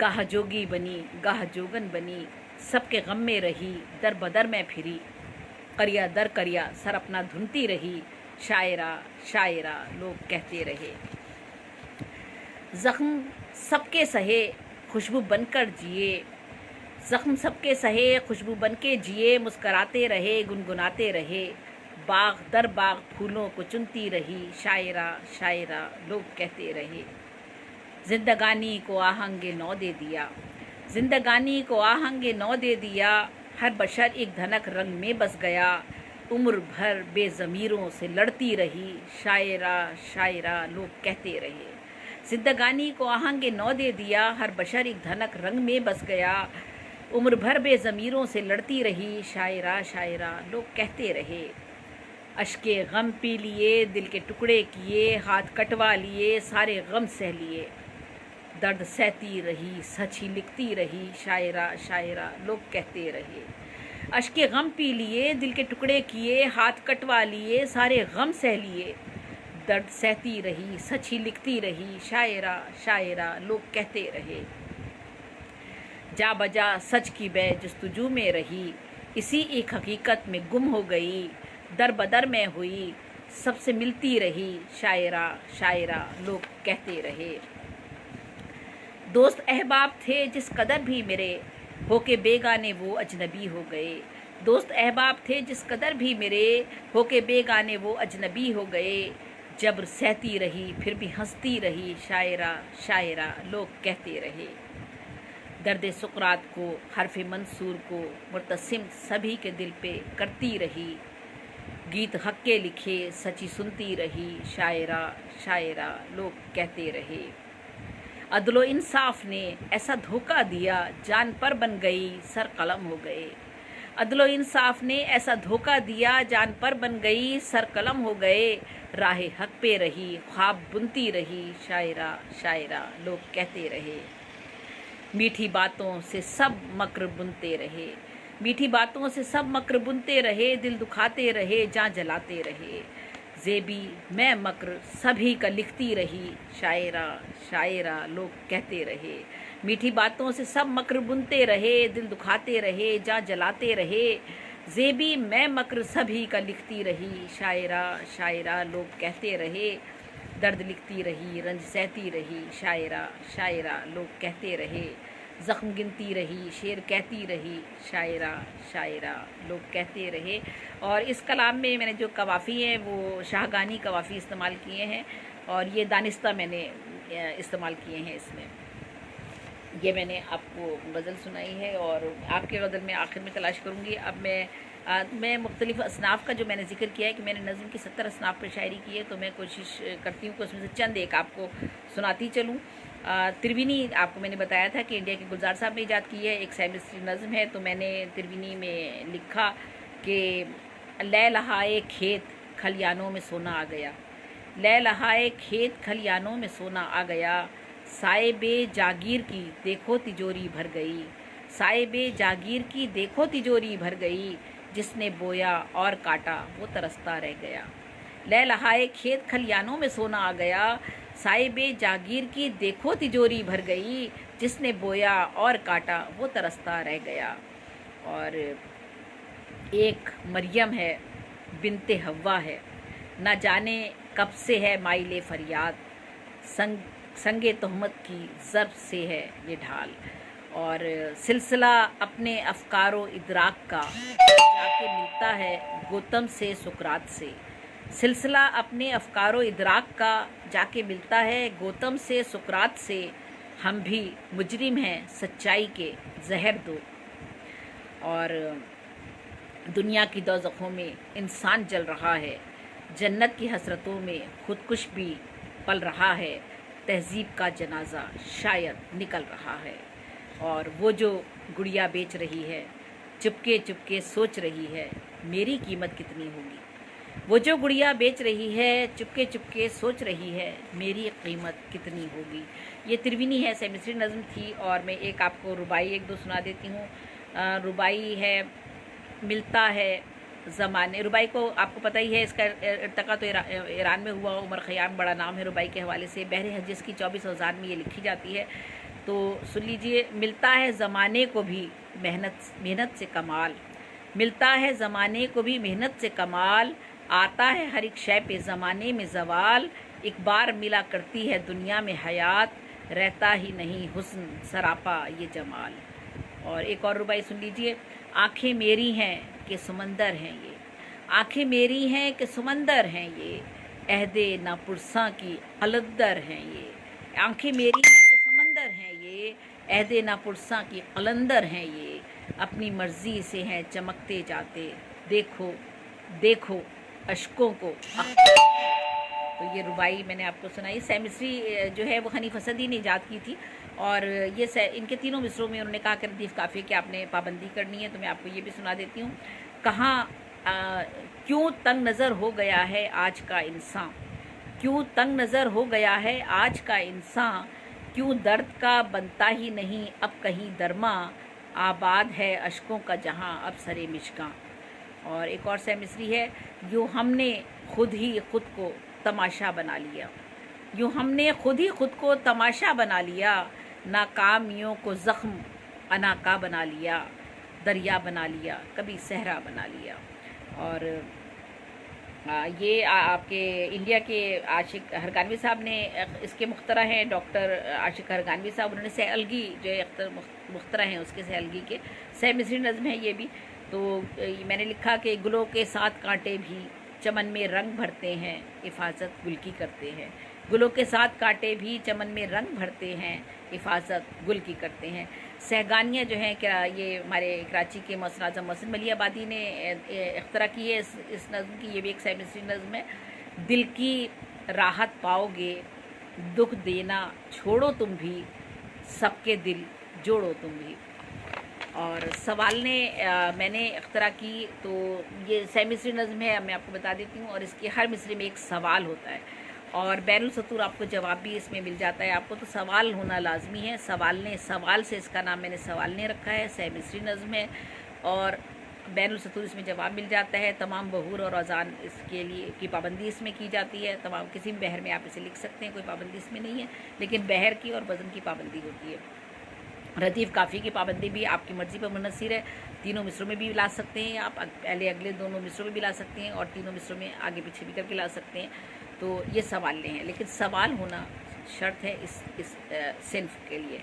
تو میں نے لکھا کہ آخر ذات مکمل کا وسیلہ کیا ہے، آخر ذات مکمل کا وسیلہ کیا ہے اگر اس کا ہی سب کچھ تو ہمارا کیا ہے، زیست سے موت تلک کا یہ نظارہ کیا ہے۔ اور پھر ایک لکھا میں نے کہ وحشت کہاں سے لائی روانی یہ آنکھ میں، وحشت کہاں سے لائی روانی یہ آنکھ میں، کتنے سمندروں کا ہے پانی یہ آنکھ میں، کیا کیا نہیں ہے ظلم زمانی یہ آنکھ میں۔ تو یہ سہ مصری ہے۔ اور ایک میں نے اور یہ کہ مجھے کیوں کرب میں زنجیر کرنا چاہتا ہے، مجھے کیوں کرب میں زنجیر کرنا چاہتا ہے، رلاتا رہتا ہے دن رات وہ آخر مجھے کیوں، وہ زیبی سے مجھے کیا میر کرنا چاہتا ہے۔ تو یہ سوال نے سہ مصری نظم جس کے ہر مصرے میں سوال ہے اور بیل سطور جواب بھی ہے۔ تو اب میں آگے بڑھتی ہوں کیونکہ اگر زیادہ لوں گی تو پھر ہم دوسری چیزوں کی طرف نہیں جا سکیں گے۔ چیسیاں آپ کو سنا دیتی ہوں، یہ امیر خسرو کی مخترع ہے اس کی اور انہیں سے مشتق ہے یہ۔ وہ تصنع کی قدر کرتے ہیں ہم حقیقت شناس انسان ہیں، سہ مصری نظم ہے چیسیاں۔ وہ تصنع کی قدر کرتے ہیں ہم حقیقت شناس انسان ہیں، ان کی سادہ دلی پہ مرتے ہیں، ان کی سادہ دلی پر مرتے ہیں۔ وہ تصنع کی قدر کرتے ہیں ہم حقیقت شناس انسان ہیں، ان کی سادہ دلی پر مرتے ہیں۔ اور ایک اور چیسیاں سن لیجئے۔ مجھ سے خالی مکان بولے گا میں جو خاموش ہو گئی تو پھر بعد میرے جہان بولے گا، مجھ سے خالی مکان بولے گا میں جو خاموش ہو گئی تو پھر بعد میرے جہان بولے گا۔ اچھا ماہیہ میں آپ کو سناتی ہوں۔ تو ماہیہ جو ہے وہ دو طریقے سے لکھا جاتا ہے، ایک چراغ حسن حسرت نے ایجاد کیا سہ مصری ماہیہ، اور پنجاب کے ہمارے کچھ شعراء 1.5 مصری ماہیہ بھی لکھتے ہیں، دونوں کے بہر میں معمولی سا فرق ہے۔ تو 1.5 مصری ماہیہ میں آپ کو سناتی ہوں۔ یہ دیپ تو جلتا ہے پھول محبت کا ہر ڈال پہ کھلتا ہے، یہ دیپ تو جلتا ہے پھول محبت کا ہر ڈال پہ کھلتا ہے، یہ 1.5 مصری ہے۔ اور یہ کیسی قیامت ہے چھوڑ چلے وہی جن جن سے محبت ہے، یہ کیسی قیامت ہے چھوڑ چلے وہی جن جن سے محبت ہے، پھر فصل تعصب کی کھیت میں بوئی ہے اب صبر کا پانی پی۔ اور یہ عشق سمندر ہے، یہ عشق سمندر ہے ڈوب گیا جو بھی وہ شخص قلندر ہے، یہ عشق سمندر ہے ڈوب گیا جو بھی وہ شخص قلندر ہے۔ اور یہ 1.5 مصری ماہیہ تھا۔ سہ مصری ماہیہ چراغ حسن حسرت کی ایجاد ہے، وہ بھی میں ایک آپ کو سنا دیتی ہوں۔ یہ تینوں مصرے برابر ہوتے ہیں، تینوں میں ایک ہی بحر چلتی ہے۔ یوں محو سفر ہو کر، یوں محو سفر ہو کر پہنچوں گی سرے منزل بوڑھا سا شجر ہو کر، یوں محو سفر ہو کر پہنچوں گی سرے منزل بوڑھا سا شجر ہو کر، اور سب کھیل نصیبوں کے فاقوں سے بھی مرتے ہیں بچے یہ غریبوں کے۔ ثلاثی ہمارے یہاں حمایت علی شاعر صاحب نے اس کی اختراع کی ہے، اور یہ بھی سہ مصری ایک نظم ہے، ایک میں آپ کو سنا دیتی ہوں۔ ضعیفوں کی باتیں فقیروں کی باتیں ہمیشہ رہا وہ امیروں کا ساتھی جو شعروں میں لکھے غریبوں کی باتیں، ضعیفوں کی باتیں فقیروں کی باتیں ہمیشہ رہا وہ امیروں کا ساتھی جو شعروں میں لکھے غریبوں کی باتیں۔ اور اس کے بعد میں آپ کو ایک کہ مکرنی سناتی ہوں، امیر خسرو صاحب کی ایجاد ہے کہ مکرنی۔ سونے اور ہیرے کی کان، 4 مصروں میں لکھی جاتی ہے۔ سونے اور ہیرے کی کان اس کے بل سے آئے جان، پیاری سکھی ہے وہ سنتان، نہ سکھی وہ دھرتی ہے مہان۔ اور ترائلے چونکہ لمبا ہے اس لیے میں سنا نہیں سکتی، وہ فرانسیسی نظم ہے، 7 اور 8 مصروں کی ایک خاص ترتیب سے لکھی جاتی ہے، اور لیکن اس کے ٹائم لگے گا اس لیے میں سناؤں گا آپ کو۔ کسی کو ترائلے سنا دیتی ہوں۔ کسی کو سچ کی سلیبیں کیے رہی مصلوب، کسی کو سچ کی سلیبیں کیے رہی مصلوب، کسی نے جھوٹ کی مسند پہ خوب عیش کیا، وفا ٹپکتی رہی آنکھ سے لہو بن کر، محبتوں سے کیا عمر بھر نباہ مگر، وہ اپنی ذات میں تنہائیوں کا تھا خوگر، کسی نے اس کے ٹپکتے لہو کو کیش کیا، کسی کو سچ کی سلیبیں کیے رہی مصلوب، کسی نے جھوٹ کی مسند پہ خوب عیش کیا۔ یہ فرانسیسی نظم ہے ترائلے، اور 7 یا 8 مصروں کی ایک خاص ترتیب سے لکھی جاتی ہے۔ اور وائی میں اب نہیں سنا سکتی ہوں کہ پھر لمبی ہو جائیں گی. وائی یہ ہمارے شاہ عبد اللطیف بھٹائی صاحب کی طرح ہے. ماترے یہ میں اس کی طرف آ گئی ہوں، دوہوں کی طرف. تو دوہے بھی ایک دو آپ کو سنا دیتی ہوں. دوہے ہمارے 54 ماترے میں دوہے لکھے جاتے ہیں اور سرچھی چھند دوہے کہلاتے ہیں وہ 54 ماترے میں. تو یہ ایک دو میں آپ کو سناتی ہوں. پہلے تو یہی سنا دیتی ہوں. کون دیالو ایسا ہوئے جیسا رب رحمان، کون دیالو ایسا ہوئے جیسا رب رحمان، ایک سانس پہ فرماتا ہے ہم پر وہ احسان. زیبی تو نے کیسے لکھے ایسے سریلے گیت، تیرے دوہوں میں آیا ہے خسرو کا سنگیت. زیبی تو نے کیسے لکھے ایسے سریلے گیت، تیرے دوہوں میں آیا ہے خسرو کا سنگیت. زیبی تو ہے بھولی بھالی پھولوں میں ہے خار، زیبی تو ہے بھولی بھالی پھولوں میں ہے خار، خود کو بچا پائے گی کیسے چھپ کے کرے سب وار. اور ایک اور سنا دیتی ہوں. باپ ہوا ہے بوڑھا پھر بھی محنت کرنے جائے، باپ ہوا ہے بوڑھا پھر بھی محنت کرنے جائے، سچ کہتا ہے نہیں تو اس کو روٹی کون کھلائے. باپ ہوا ہے بوڑھا پھر بھی محنت کرنے جائے، سچ کہتا ہے نہیں تو اس کو روٹی کون کھلائے. ایک اور سنیے گا. نہ وہ پنکھٹ نہ وہ جھرنا نہ اونچے کوثار، نہ وہ پنکھٹ نہ وہ جھرنا نہ اونچے کوثار، پڑھ لکھ کر اس دور کی ناری نیا لگائے پار. اور اسی طرح 48 ماترے کے بھی جو دوہے ہوتے ہیں وہ اس میں وہ دوہا چھند کہلاتے ہیں. تو وہ بھی ایک سنا دیتی ہوں میں آپ کو. ساتھی کسی کا چھوٹے تو پھر دوجا آگے آئے، ساتھی کسی کا چھوٹے تو پھر دوجا آگے آئے، اس کی حکمت وہی جانے ساتھی بدلا جائے. اور یہ جو ہے زیبی مفلس کے لیے ہے کتنا دشوار، زیبی مفلس کے لیے ہے کتنا دشوار، طیبہ کے یہ کیسے کرے 7 سمندر پار. اور یہ 56 ماتروں کے بھی دوہے ہوتے ہیں اور 52 ماتروں میں بھی دوہے لکھے جاتے ہیں. تو 56 ماترے کا دوہا ہے. تیرے بنا ہے سونا سونا آنکھوں کا یہ درپن، تیرے بنا ہے سونا سونا آنکھوں کا یہ درپن، تیری کرپا ہو تو ہرا ہو میرا من آنگن. اور 52 ماتروں کا دوہا سن لیجئے. کھیتوں میں ہریالی ہوگی ہر ایک ڈال پہ پھل، وادی سے نکلے گا سونا آج نہیں تو کل. تو یہ دوہے تھے. اور ہائیکو میں سنا دیتی ہوں آپ کو. میں دیکھوں آپ لوگوں نے کچھ لکھا ہے یا کچھ کہنا چاہ رہے ہیں. آخر میں دیکھ لیتی ہوں.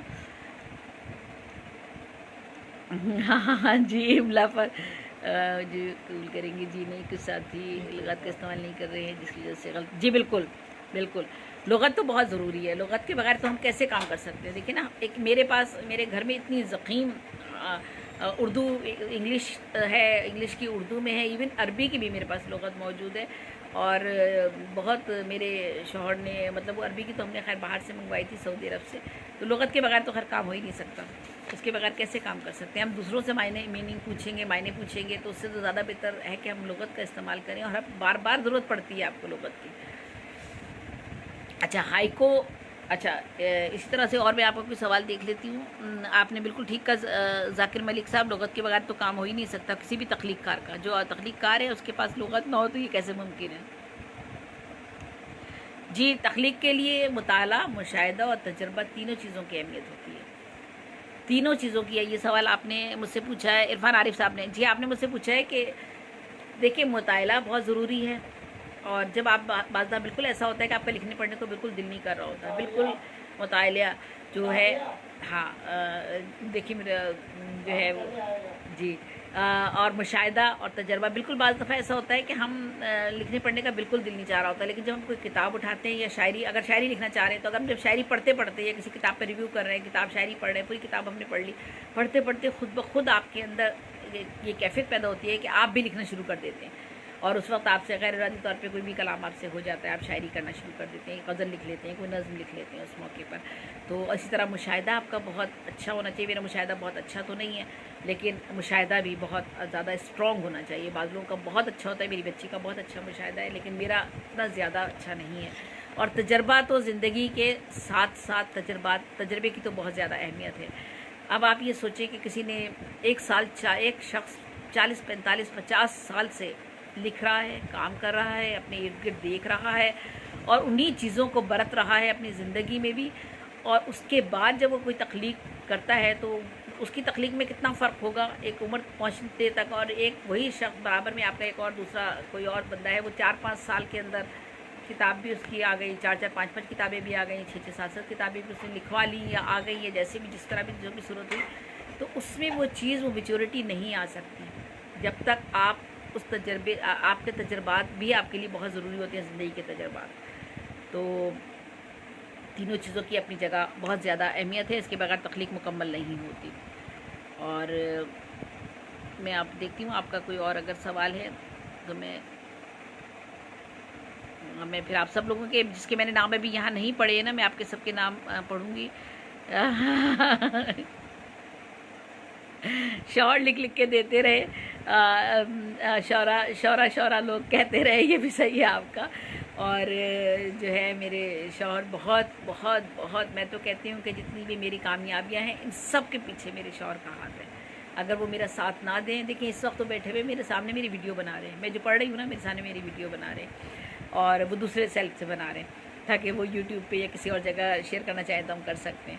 تو بے شک میرے شوہر کی وجہ سے، کیونکہ میرے والدین تو تھے ہی، لیکن جب شادی ہوئی تو شادی کے بعد میرے شوہر نے میری بہت حوصلہ افزائی کی. سینسٹیو حساس لوگ بہت ہوتے ہیں نا، تخلیق کا حساس بہت ہوتا ہے، ذرا سی بات اسے تکلیف دیتی ہے. میں نے بہت سے افسانے ایسے لکھے کہ ان میں سچائیاں لکھی ہیں. اگر میرے ہسبینڈ نے مجھے کچھ کہہ دیا تو میں نے فوراً اس پہ لکھ دیا، تو انہوں نے مجھے کبھی نہیں ٹوکا کہ تم نے یہ بات، میں نے کہا تھا تو تم نے مجھے یہ بات کہی ہے. میں نے ضرورت ایک افسانہ لکھا، اس نے اشیاء کی طرح بڑھتا مجھے، ہو محبت بھی جیسے گھرداری. اب یہ ایک شعر ہے. حالانکہ میرے شوہر نے میرے ساتھ، میرے شوہر کے درمیان بہت ذہنی ہم آہنگی ہے، بہت زیادہ کیئرنگ ہے، بہت لونگ ہے ہماری دونوں کی زندگی میں، کبھی کچھ ایسی چیز نہیں ہے. لیکن یہ شعر میں نے لکھا، اس نے اشیاء کی طرح بڑھتا مجھے، ہو محبت بھی جیسے گھرداری. کسی بھی لمحے کوئی کیفیت ایک ایسی آ سکتی ہے جب انسان یہ بات کہہ سکتا. تو میں نے لکھا، انہوں نے بہت داد دی اس پہ. اس طرح میرے بے شمار افسانے ہیں جس پر میں نے بلکہ انہوں نے مجھے کہا کہ تم اگر محسوس کرتی ہو کوئی بھی چیز میری طرف سے، میرا غصہ یا کوئی بات، تو تم فوراً لکھو، قلم کاغذ لے لو، لکھنا شروع کر دو، کیونکہ اگر تم نہیں لکھو گی تو مر جاؤ گی، تم گھٹ کے مر جاؤ گی، تمہارے لیے لکھنا ہے. تو میں نے لکھا، اور میرے شوہر نے جو کسی میگزین میں بھی، وہ مختلف میگزینز میں بھی رہے ادبی، ویسے تو گورنمنٹ افسر تھے پریس انفارمیشن ڈپارٹمنٹ میں، وہاں سے ہمارے 2 میگزین نکلتے تھے، اظہار اور پیغام کے نام سے. تو وہ باقاعدہ ان میں چھپ بھی جاتا تھا بہت سی چیزیں، تو چھپوانے میں بھی مددگار ہوتے تھے کہ نہیں چھپاؤ، کوئی بات نہیں، میرے خلاف لکھا ہے تو کیا فرق پڑتا ہے، سچ ہے نا یہ. تو یہ صورتحال ہے. اب میں ہائیکو چند ایک آپ کو سناتی ہوں. اور جی، سچائی برباد، ہائیکو کے بارے میں ہم سب جانتے ہیں. سچائی برباد شیطانوں کی بستی میں، جھوٹ ہے زندہ باد. سچائی برباد شیطانوں کی بستی میں، جھوٹ ہے زندہ باد. ایک اور ہائیکو سن لیجئے. کہتے ہیں اب لوگ جان لے کر ہی چھوڑے گا مہنگائی کا روگ. کہتے ہیں اب لوگ جان لے کر ہی چھوڑے گا مہنگائی کا روگ. کیسا مستقبل ڈگری لے کر ہاتھوں میں پھرتا ہے قابل. کیسا مستقبل ڈگری لے کر ہاتھوں میں پھرتا ہے قابل. اور پتجھڑ کے یہ ہاتھ دیں گے پیلے پتوں کو پھولوں کی سوغات. یہ آس اور امید کا شعر ہے. پتجھڑ کے یہ ہاتھ دیں گے پیلے پتوں کو پھولوں کی سوغات. اور ہم بہکے ہی کب ماں نے جتنے رنگ دیے پکے نکلے سب. ہم بہکے ہی کب ماں نے جتنے رنگ دیے پکے نکلے سب. اور تتلی ایک اور سنا دیتی ہوں. کیسا قاضی ہے جو بھی اس کو دولت دے اس سے راضی ہے. کیسا قاضی ہے جو بھی اس کو دولت دے اس سے راضی ہے. اور جینا یا مرنا مجھ کو تو اب جیون بھر کار ادب کرنا. جینا یا مرنا مجھ کو تو اب جیون بھر کار ادب کرنا. اور ایک سینریو سناتی ہوں. سینریو ہائیکو ہی کی سیلیبلس میں لکھی جاتی ہے، لیکن اس میں مزاح لکھا جاتا ہے. وہی 5-7 کے ارکان ہوتے ہیں اس میں، لیکن اس میں مزاح لکھتے ہیں. تو مزاح سنا دیتی ہوں. اور شاعروں سے معذرت کے ساتھ. اچھا شاعر ہے عورت کو تکنے میں وہ کتنا ماہر ہے. اچھا شاعر ہے عورت کو تکنے میں وہ کتنا ماہر ہے. تو اب میں ایک آدھ چیز اور آپ کو جو بھی کچھ رہ گئی ہے، میرا خیال ہے میں نے شعری اصناف کے حوالے سے تو کافی بات ہم نے کر لی. اور دوہے بھی آپ کو سنا دیے، سوالنے بھی آپ کو سنا دیے، ثلاثی چیسیاں سبھی کچھ میرا خیال ہے ہو گیا ہے. اب میں کچھ غزلوں کی طرف آتی ہوں، اور پھر جب آپ مجھے کہیں گے تو میں کچھ آپ کو جی ایک آدھ غزل آپ کو سنا دیتی ہوں. اور चलिए यही सुना देती हूँ जो मेरे हाथ में आ गई है। एक ज़माना था कि जब थे ज़ीनते महफिल से हम, एक ज़माना था कि जब थे ज़ीनते महफिल से हम, लगता है अब हो गए हैं ज़ाइद व फाजिल से हम।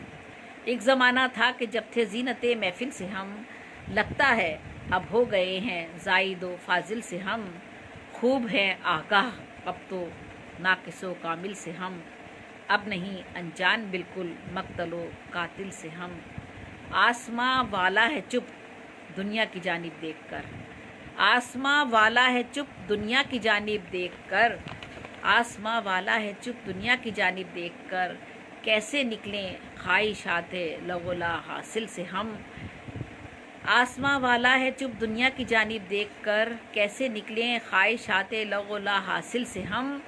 एहतमाले बदगुमानी बज़्म याराने वफ़ा, एहतमाले बदगुमानी बज़्म याराने वफ़ा, आशना बिल्कुल नहीं अब जज्बे कामिल से हम। मालिको मुख्तार ज़रगर हों तबीयत के गनी, मालिको मुख्तार ज़रगर हों तबीयत के गनी, होंगे फिर आसूदा अपनी ज़िस्त की मंजिल से हम। मालिको मुख्तार ज़रगर हों तबीयत के गनी, होंगे फिर आसूदा अपनी ज़िस्त की मंजिल से हम। हिटलर व शद्दाद से सिफाक फ़िरौनों से अब, हिटलर व शद्दाद से सिफाक फ़िरौनों से अब, दू बदू होते हैं रोज़ाना किसी मुश्किल से हम। नेमतों से सैर हैं और राहतों के ढेर हैं, नेमतों से सैर हैं और राहतों के ढेर हैं, फिर भी लेकिन दूर हैं कितने सकूने दिल से हम। आदमी को जिसने हैवानों से कमतर कर दिया, आदमी को जिसने हैवानों से कमतर कर दिया, बाज आए ऐसे दाना बीना और कामिल से हम। आदमी को जिसने हैवानों से कमतर कर दिया, बाज आए ऐसे दाना बीना और कामिल से हम। ये खिलौनों की दुकानें अलामानो अल हफीज़, ये खिलौनों की दुकानें अलामानो अल हफीज़, दिल भी अब बच्चों का बहलाते हैं किस मुश्किल से हम। ये निफाक व नफ़रत, ये निफाक व नफ़रत व बेज़ारी व बुग़्ज़ व अनाद, ये निफाक व नफ़रत व बेज़ारी व बुग़्ज़ व अनाद, अब दिलों से दूर कर दें जज्बे कामिल से हम। और ये जुनूने ख़ुदकुशी ये वहशत इरफ़ान जहल, ये जुनूने ख़ुदकुशी ये वहशत इरफ़ान जहल, किस कदर बिछड़े हुए हैं अब रहे मंजिल से हम। जुल्म फलता फूलता है जिनसे माया के सबब, जुल्म फलता फूलता है जिनसे माया के सबब, बेबसी का शोर मक्तल और हैं बिस्मिल से हम। जुल्म फलता फूलता है जिनसे माया के सबब, बेबसी का शोर मक्तल और हैं बिस्मिल से हम। एक ज़माना था कि जब थे ज़ीनते महफिल से हम, लगता है अब हो गए हैं ज़ाइद व फाजिल से हम। जी आपको भी शौक़ है हाइको लिखने का? जी बेशक, हाइको ने तो बहुत पाक व हिंद में तरक्की की। और आखिरी सवाल, नई नस्लों को उर्दू से जोड़ने के लिए कोई ख़ास मशवरा दे दें? जी बिल्कुल, आखिरी सवाल पर आ जाती हूँ मैं। देखें, उर्दू से जुड़ने की जो बात आपने कही है, ये तो मुमकिन ही नहीं है कि हम उर्दू की बात करें, उर्दू अदब की बात करें और उर्दू से हम दूर हो जाएं।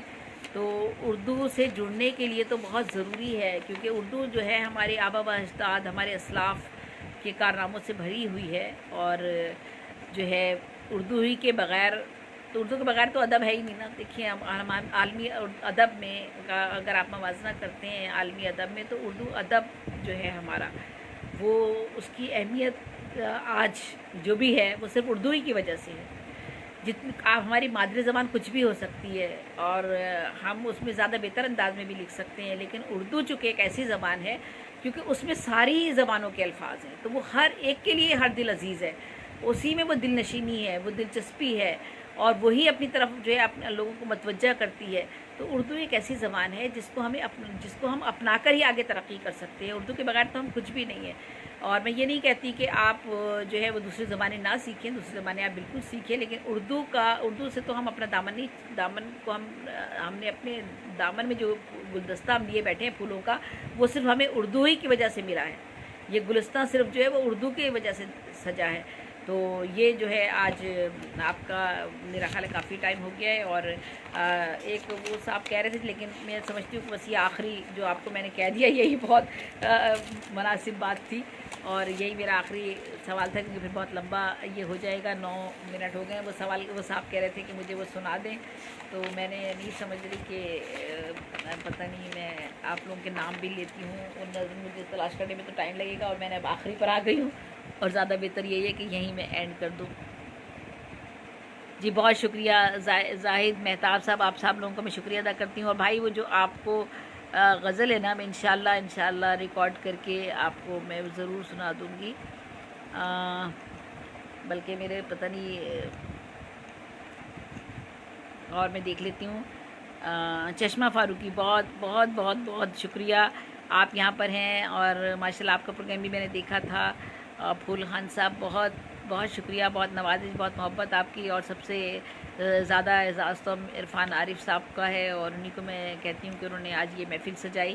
سید سلیم بخاری صاحب، بہت شکریہ، آپ یہاں پر موجود ہیں۔ راہ حق، تو اچھا آپ زاہد مہتاب ناشاد صاحب ہیں، بہت نوازش آپ کی، آپ سب لوگوں کا بہت شکریہ۔ خلیق انجم صاحب، آپ کا بھی بہت شکریہ۔ سید سلیم بخاری صاحب یہاں پر ہیں، محمد اسد صاحب ہیں، چشمہ فاروقی ہیں، ایاز مغل صاحب ہیں، آپ کا بہت شکریہ، نوازش، اور زاہد مہتاب اور پرتیما سنہا ہیں، اور سب سے پہلے آپ نے جوائن کیا تھا ہمیں یہاں پر، چشمہ فاروقی، عرفان صاحب ہمارے، اور آپ سب لوگوں کا بہت بہت بہت بہت شکریہ۔ اور اگر کسی کا کوئی سوال یہاں سے رہ گیا ہے میرے پاس، ذاکر ملک صاحب، آپ کا میں نے جواب دے دیا تھا، آپ کی بات سے میں اتفاق کرتی ہوں، اور جی بالکل آپ سب کی محبت جو ہے ہمارے دلوں میں ہے۔ سید سہیل عباس نقوی صاحب، آپ کا بہت شکریہ، اور سید سلیم بخاری صاحب، آپ کا بھی بہت شکریہ۔ املا پر بحث ہوا جی، اور فیس بک، اچھا ذاکر ملک صاحب نے شاید کوئی اور بھی سوال یہاں سے پوچھا تھا، لیکن اب جو ہے وہ یہاں نہیں ہے اتنا۔ زاہد مہتاب صاحب تنقیدی، اچھا ماشاءاللہ تجویز ہے ڈاکٹر بھائی عرفان بھائی ذاکر بھائی کی، جی کیا ہے فیس بک پر کافی ساتھی درست املا کا استعمال نہیں کرتے بہت دنوں سے، جی بالکل، اس سے تو بہت تکلیف ہوتی ہے جب آپ فیس بک پر لکھ رہے ہیں، تو اس میں واقعی بے شک ناشاد صاحب، یہ آپ کی بات درست ہے، واقعی تکلیف ہوتی ہے جب آپ لکھ رہے ہیں، کوئی میسج آگے بڑھا رہے ہیں زاہد مہتاب صاحب، تو وہ آپ کی بات درست ہے۔ اچھا یہ دلدل جی میرا ناولٹ ہے یہ، اور یہ میں نے سیاست کے حوالے سے لکھا تھا۔ اچھا اور جی بقائے اردو کی صدارت قبول، آپ پاکستان میں تحریک بقائے اردو کی صدارت قبول کریں گی؟ آپ کی محبت ہے، اور ہمارے یہاں ویسے اردو کے حوالے سے کافی تنظیمیں ہیں، کام بھی کر رہی ہیں، اور یہ آپ مجھے میرے پاس اصل میں وقت بہت کم ہوتا ہے، لیکن اگر آپ کی جو بھی میں تھوڑا بہت جو بھی کچھ آپ کے لیے اس اردو کے لیے آپ کے لیے تو میں نے کیا کرنا ہے، اردو کی بقا کے لیے ہم جو بھی کچھ کر سکتے ہیں، ضرور ہم ایک دوسرے کے ساتھ ہیں اور ہمیشہ ساتھ رہیں گے۔ جی بالکل، وہ آپ دیکھیں، مجھے آپ کے حیا لتا کے جو بعض شاعری ہے الحمدللہ بھارت میں بہت تیزی سے غیر مسلم اردو شاعری کی طرف راغب ہو رہے ہیں، یہ آپ کی بات پھول خان صاحب بالکل درست ہے، مجھے حیا لتا کا کلام بہت پسند آتا ہے، اور انکریمنٹ ملازمت تک محدود ہو گیا، جی بالکل، بالکل بات یہ صحیح ہے جو آپ نے نوٹ کر دی ہے یہاں پر، اور بالکل میں آپ سب لوگوں کو دیکھ رہی ہوں۔ راجہ مظفر صاحب ہیں، راجہ مظفر خمار صاحب بھی یہاں ہمارے ساتھ ہیں، اور اگر کسی کا نام مجھ سے رہ جائے گا تو محمد اسد صاحب بہت بہت شکریہ، شروع ہوا بتا دیا میں نے آپ کو، ہمارا تعلق ایک ہی شہر سے ماشاءاللہ، جی بالکل، راجہ مظفر خمار اور پرتما سنہا صاحبہ آنکھیں بھر آئی، جی بس آپ سب لوگوں کی مجھے دعائیں چاہیے، اور اللہ تعالیٰ جو بس جتنا بھی کام لے رہا ہے ہم سے لیتا رہے، یہ اسی کی دین ہے، ورنہ ہم سب کچھ بھی نہیں ہیں۔ جی بالکل دہلی سے تعلق ہے، اور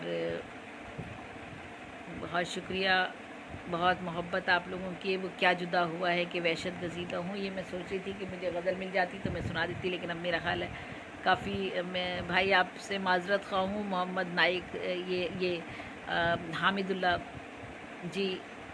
اللہ نائک صاحب ہیں، آپ کی غزل رہ گئی، وہ کیا جدا ہوا ہے کہ وحشت گزیدہ ہوں، چھوٹی سی غزل تھی، حالانکہ 4-5 مصروں کی، لیکن وہ چونکہ مسئلہ یہی ہوتا ہے نا کہ وہ ادھر سے ادھر کہاں پڑی ہوئی ہے، یہ صورتحال ہوتی ہے، بہت سارا کلام ہے، اور میں آپ کو انشاءاللہ ریکارڈ کر کے ڈال دوں گی، میں آپ سن لیجیے گا۔ عارف ملک صاحب آپ کا بھی بہت بہت شکریہ، اور اگر اب آپ چاہیں تو مجھے اجازت دیجیے، ہم اس پروگرام کو یہیں پر ختم کرتے ہیں۔ آپ کی غزل کا مجھے قلق رہے گا کہ میں آپ کو وہ غزل نہیں سنا سکی، وہ کیا جدا ہوا ہے کہ وحشت گزیدہ ٹھہر جائیں، اگر اس لیے مجھے ذرا چھوٹی سی 4-5 کی غزل ہے وہ، لیکن آپ نے فرمائش کی اور مجھے میری یادداشت میں تو نہیں رہتی اتنی ساری چیزیں، مگر کاش کہ وہ میں سامنے ہوتی تو میں آپ کو ضرور سنا دیتی۔ اور میں نے ابھی حال ہی میں یہ غزل نکالی تھی کچھ دن پہلے، اور کاش کہ مل جاتی، بس مجھے چلیے جی، میں انشاءاللہ یہ غزل پھر ریکارڈ کر کے ڈالوں گی تاکہ آپ اس غزل کو سن سکیں، اور ہاں جی، اس میں افسوس ہو رہا ہے مجھے کہ میں آپ نے فرمائش کی اور میں اپنی باتوں میں اتنی آگے بڑھ گئی کہ آپ کو وہ غزل نہیں سنا سکی، تو اب اگر نہیں ملے گی تو یہی ہو سکتا ہے کہ میں اپنی وال پر اسے لگا دوں اور آپ میری وال پر اسے دیکھ لیں نائک صاحب، ٹھیک ہے انشاءاللہ۔ جی اب تو مشکل ہے، اتنی ساری غزلیں تلاش کرنا ذرا اس وقت مشکل ہے، کیونکہ وہ بھی ہوتا ہے کہ سامان چیزیں اتنی ساری پھیلی ہوئی ہوتی ہیں، کیا جدا ہوا ہے کہ وحشت گزیدہ ہوں۔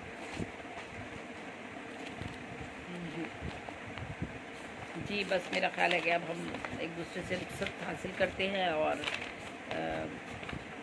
انشاءاللہ پھر زندگی رہے گی تو ملاقات رہے گی۔ اردو کے حوالے سے ہماری نئی نسل کو ہمیں تربیت کرنی چاہیے، اور اپنی نئی نسل جو ہے اسے متعارف کرانا چاہیے اردو سے، اور اردو کے بغیر ہم کچھ بھی نہیں ہیں، کچھ بھی نہیں، بالکل، یہ تو سچ ہے۔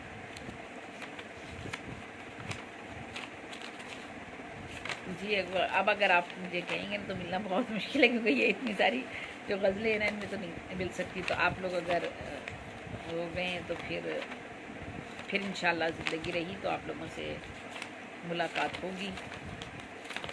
وہ کیا جدا ہوا ہے کہ وحشت گزیدہ ہوں۔ حالانکہ یہ غزل میں نے ابھی لکھی تھی، کچھ دن پہلے ہی کی بات ہے، اور شاید کہاں ہے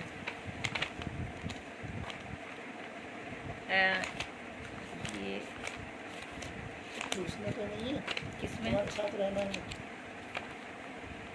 نہیں اس میں نہیں ہے، یہ میرے کاغذوں میں ہی لکھی ہوئی تھی، میرے شوہر سامنے بیٹھے ہوئے مجھے میری مدد کر رہے ہیں۔ اچھا جی چلیں پھر انشاءاللہ آپ لوگوں سے رابطہ رہے گا،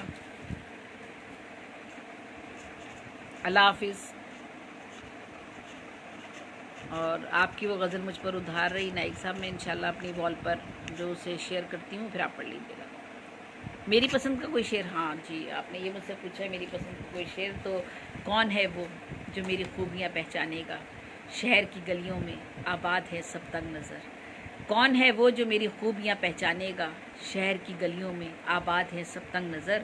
اور دوسرا یہ بھی ہے کہ لوگ جاگیروں کے مالک ہیں، بہت دولت ہے اپنی تقدیر میں بے وجہ سی دانائی ہے، لوگ جاگیروں کے مالک ہیں، بہت دولت ہے اپنی تقدیر میں بے وجہ سی دانائی ہے، اور میں اپنے کام سے زندہ رہوں گی اے زیبی، میں اپنے کام سے زندہ رہوں گی اے زیبی، وہ میں نہیں ہوں رہے جس کو فکر نام و نسب، اور زیبی نہ اتنا کوئی بھی ہو جائے منفرد، زیبی نہ اتنا کوئی بھی ہو جائے منفرد، دنیا میں مل سکے نہ کوئی اور ہو بہو۔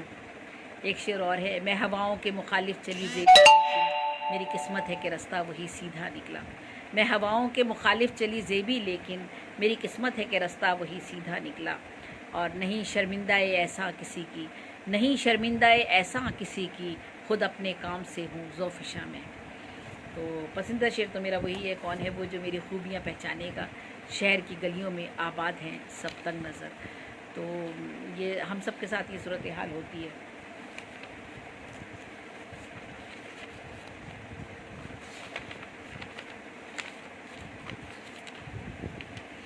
اچھا جی، اب آخری کسی کا کوئی میسیج اگر ہے؟ اللہ آپ کو خوش رکھے، سلامت رکھے، مفی امان اللہ جی، بہت بہت شکریہ، آپ سب بھی خوش رہیں، اللہ تعالیٰ ہم سب کو حفظ و امان میں رکھے، اور ہم سب صحت و سلامتی کے ساتھ ایک دوسرے سے دوبارہ ملیں انشاءاللہ انشاءاللہ۔ اللہ حافظ۔